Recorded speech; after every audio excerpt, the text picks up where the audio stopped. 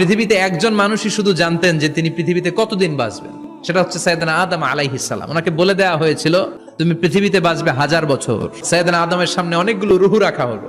সাইয়েদনা আদম বললেন এরা কারা? আল্লাহ বললেন তোমার বংশধর। সাইয়েদনা আদম বললেন আল্লাহ ওই যে একটা রুহু দেখা যায় এটার নাম কি?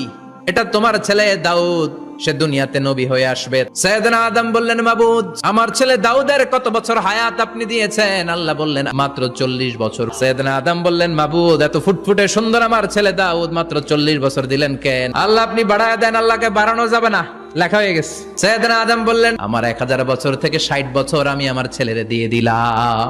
আর আদম আলাইহিস সালাম পেয়েছিলেন 1000 বছর, 60 কমে গেলে রইল কত? 940 বছর পৃথিবীতে থাকার পরে মালাকুল মাউত চলে এসেছে। এসে বলল জিইতু আন আকবাদা রূহাক, রূহ কবজ করতে আসছি। আদম আলাইহিস সালাম বললেন রূহ কবজ করতে আসছো মানে আমি বাঁচবো তো 1000 বছর। মালাকুল মাউত বললেন না না, ওই যে আগের কথা স্মরণ করেন আপনি 60 বছর দিয়া দিয়েছিলেন। কয় না আমি দেই নাই।